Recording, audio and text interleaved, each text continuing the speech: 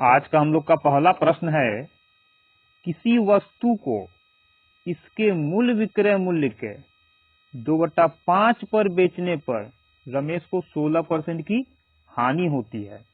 यदि वह इसे मूल विक्रय मूल्य के 73% पर बेचता तो कितने प्रतिशत का लाभ होता। तो लाभ निकालने के लिए लाभ कब हम लोग निकाल सकते हैं, जब हम लोग के पास क्रय मूल्य हो और कितना में माल बेचा जा रहा है विक्रय मूल्य हो, तभी तो लाभ निकलेगा। तो ये हम लोग को सबसे पहले ज्ञात करना है, यानी क्रय मूल्य ज्ञात करना है और विक्रय मूल्य ज्ञात करना है। और विक्रय मूल्य के लिए बोल रहा है कि बेच कितना में रहा सामान, बोल रहा मूल विक्रय मूल्य के 2/5 पर बेचने पर। इसका मतलब क्या हुआ, मूल विक्रय मूल्य का मतलब जिस वस्तु का दाम पहले से तय किया गया हो कि उसको उतना में हमको बेचना है, लेकिन जितना तय किया गया था उतना में न बेचकर ये उसका 2/5 में बेचता है। तो मान लेते हैं कि तय किया गया हम लोग का जो विक्रय मूल्य था वो कितना था, SP1। क्यों, क्योंकि ये पहले से तय किया गया, पहले वाला विक्रय मूल्य यानी सेलिंग प्राइस है, इसलिए इसको पहले वाला SP1 कर दिए और इसका 2/5 में बेच रहा है। तो इसका का यानी गुना का 2/5 निकाल देंगे। अब 2/5 निकालेंगे तो क्या आएगा, जितना में वस्तु बेचा गया होगा, यानी गुना करने के बाद जो आएगा वो हम लोग का दूसरा सेलिंग प्राइस होगा, ये हो जाएगा SP2। अब क्या करेंगे, इसके बाद यदि इसको यहां से हम लोग हटा लें तो क्रॉस करके इसके नीचे आ जाएगा, क्योंकि यहाँ गुना में है तो इधर आएगा तो डिवाइड में हो जाएगा, यानी SP1 का मान ये। तो हम लोग कह सकते हैं कि अनुपात में हम लोग का नया विक्रय मूल्य ये है और पहले वाला विक्रय मूल्य ये है। SP1 का मतलब पहले से जो तय किया गया था विक्रय मूल्य यानी मूल विक्रय मूल्य, और SP2 का मतलब इतना में बेचा गया, यानी तय कितना किया गया था SP1 पहले वाला, बेचा कितना में गया SP2 बाद वाला। तो पहले वाला कौन हम लोग का आया 5 और बाद वाला 2। तो हम लोग का विक्रय मूल्य इतना तय किया गया था लेकिन बेचा इतना में गया, ये हो गया हम लोग का मूल विक्रय मूल्य, और जितना में बेचा गया उसका अनुपातिक मान ये आया है। अब आगे हम लोग पढ़ रहे हैं, क्या बोल रहा है, ऐसा करने पर यानी इतना में बेचने पर रमेश को 16% का हानि होता है। और जब यहाँ बात हानि का आया तो लाभ या हानि हम लोग को किस पर होता है, हम लोग जानते हैं कि लाभ या हानि हम लोग को खरीदी मूल्य पर होता है, यानी क्रय मूल्य पर। जितना में हम लोग सामान खरीदते हैं उसी पर हम लोग को लाभ या हानि होता है। 16% हानि का मतलब क्या है, 16% हानि का मतलब है जिस वस्तु को 100 में खरीदा गया होगा उसको 16 रुपया कम करके बेचा गया। 16 रुपया कम करके बेचा गया यानी कितना में बेचा गया होगा, 84 में। कितना में बेचा गया, 84 में। यानी जिस वस्तु का क्रय मूल्य 100 होगा उसको 84 में बेचा गया होगा। ये हम लोग का 84 कब आया, जब क्रय मूल्य 100 था तब। लेकिन यहाँ अनुपात में क्या देख रहे हैं हम लोग, अनुपात में देख रहे हैं कि ये बोल रहा है कि 2 में बेचा गया, तो हम लोग का आया 84 और ये अनुपात में बोल रहा है कि 2, तो कह सकते हैं कि 2 का मान 84, क्योंकि 16% हानि के अनुसार इतना में बेचा गया और इसके अनुसार 2/5 का आया दाम कि 2 में बेचा, यानी 2 का मान इतना है। तो 1 का मान कितना, तो 2 एकम 2, 2 चौका 2 दूना 4, 1 अनुपात का मान इतना आ गया। तो 5 अनुपात का मान हम लोग निकाल लेंगे, कितना आ जाएगा, 1 अनुपात के मान से यहाँ गुना कर देंगे तो ये आ जाएगा हम लोग का 5 दूना 10, 5 दूना 4 25 20 1 21।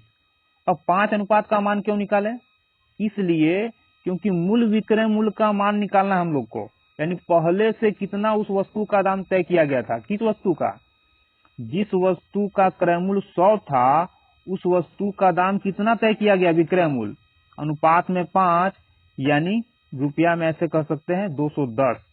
अब यहाँ 100 से इसलिए निकाला जा रहा है क्योंकि हम लोग को प्रतिशत लाभ निकालना है। तो प्रतिशत लाभ का मतलब ही होता है 100 में लाभ या हानि, यानी 100 रुपए के सामान को 210 में बेचना था लेकिन बेचा गया 84 में। ये तो आ गया हम लोग का कि पहले वाला विक्रय मूल्य इतना और क्रय मूल्य इतना था। अब क्या बोल रहा है, यदि वह इसे, कौन, रमेश, मूल विक्रय मूल्य के 73% पर बेचता, यानी कि फिर बोल रहा है कि जिस सामान को 210 में बेचना था, बोला ना मूल विक्रय मूल्य, तो मूल विक्रय मूल्य हम लोग का यही है, इसका मान कितना आया 210।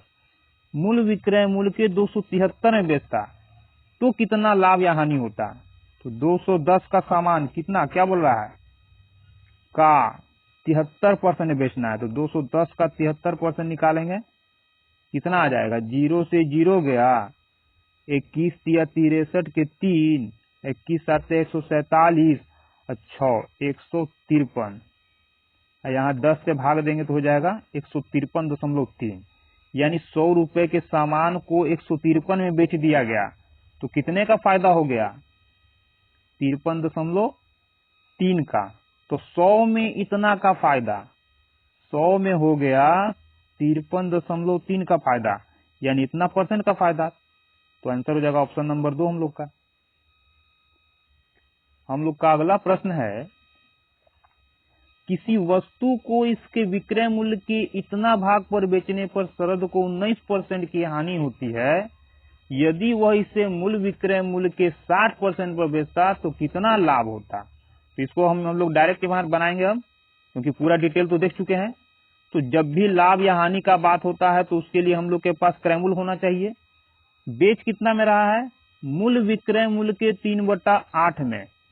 मूल विक्रय मूल्य के 3/8 का मतलब नीचे वाला हम लोग का मूल विक्रय मूल्य हो जाएगा, ऊपर वाला नया विक्रय मूल्य, यानी SP1 और SP2। पुराना विक्रय मूल्य 8 हो गया, नया विक्रय मूल्य 3 हो गया, ये हो गया अनुपातिक मान। अब क्या बोल रहा है, 19% का हानि होता है, कब, इतना में न बेचकर जब इतना में बेचता है तब, यानी अनुपात में विक्रय मूल्य इतना, लेकिन 19% हानि का मतलब कितना, जिस वस्तु का दाम 100 रहा होगा उसको 19 रुपया कम करके बेचा गया होगा, यानी कितना में बेचा गया होगा, 81 में। यानी जब क्रय मूल्य 100 तो विक्रय मूल्य 81, लेकिन ये बोल रहा है कि विक्रय मूल्य कितना था, 3, तो कह सकते हैं 3 का मान 81। अब क्रय मूल्य 100 क्यों माने हम लोग, क्योंकि प्रतिशत लाभ निकालना है, और प्रतिशत का मतलब 100 का सामान कितना अधिक करके बेचा गया ये निकालना है, इसलिए हम लोग क्रय मूल्य अपना 100 मान लिया। तो यहाँ 3 अनुपात का मान 81 आया, तो 1 अनुपात का मान कितना, 3 एकम 3, 27 या 81, 1 का मान 27। अब 1 का मान 27, तो 8 का मान कितना, 27 गुने 8 हो जाएगा, यानी जो भी आएगा मान हम लोग का, ये हो जाएगा हम लोग का पहले वाला विक्रय मूल्य।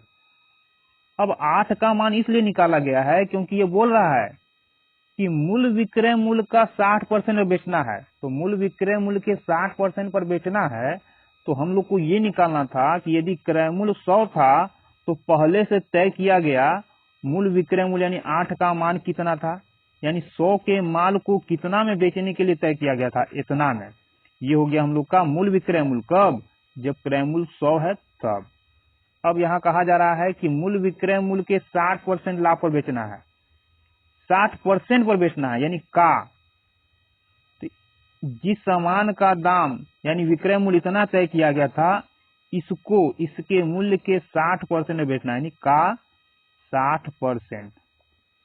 0 से 0 गया, 5 दूना 10, 3 दूना 6, 8 में 3 से गुना करेंगे 24, और 24 में 27 है, तो 24 24 576, 24 या 72, 6 2 8, 714, 5, यानी कि 6 4 8 हो जाएगा हम लोग का, ऊपर गुना में बटा कर देंगे 5, भाग देंगे आएगा 5 एकम 5, 5 दूना 10, 5 9 45, 3 5 6 30, यानी 100 रुपए के सामान को इतना में बेचा गया, तो कितना ज्यादा में बेच दिया गया, 29.6 में, यानी कह सकते हैं कि 29.6 ही हम लोग का लाभ हुआ, लाभ इतना, और 100 में इतना का लाभ यानी इतना प्रतिशत का लाभ। ऑप्शन नंबर 2 हम लोग का आंसर हो जाएगा। इसी प्रकार का हम लोग का अगला प्रश्न भी है कि किसी वस्तु को इसके विक्रय मूल्य के इतना परसेंट, इतना लाभ पर बेचने पर, विक्रय मूल्य के इतना भाग पर बेचने पर 20% की हानि होती है, वह इसे मूल विक्रय मूल्य के 80% पर बेचेगा तो कितना लाभ होगा। तो क्या कर लेंगे हम लोग, CP SP1 SP2 क्या बोल रहा है 5/14 में बेचने पर, तो नीचे वाला हो जाएगा बोला विक्रय मूल्य के 5/14 में बेचने पर, यानी पहले वाला विक्रय मूल्य 14 था तो बेचा कितना 5 में, यानी 14 में जो सामान बेचना था उसको 5 में ये बेच दिया। नया एसपी ये आया हम लोग का विक्रय मूल्य। अब बोल रहा है कि 20% का हानि भी होता है, यानी इतना में बेचने पर 20% का हानि।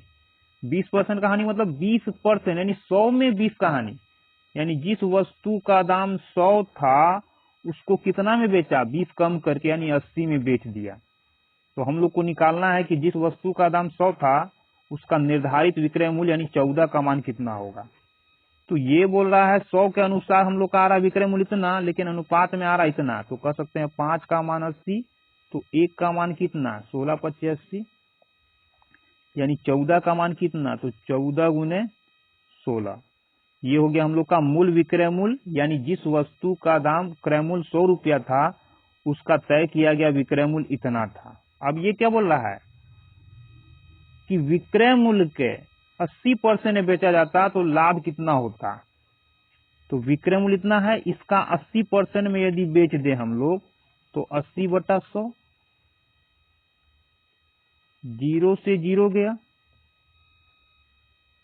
कितना आ जाएगा हम लोग का यहाँ 14 570 14 8 112 हो जाएगा। ये हो जाएगा 16/10, यहाँ गुना कर देंगे तो हो जाएगा 16 दूना 32, 16 एकम 16, 3 19 के 9 हाथ में 1, 16 1 17, 10 से भाग देंगे यहाँ हो जाएगा दशमलव, यानी कि 100 रुपए के सामान को कितना में बेच दिया, इतना ज्यादा करके बेच दिया।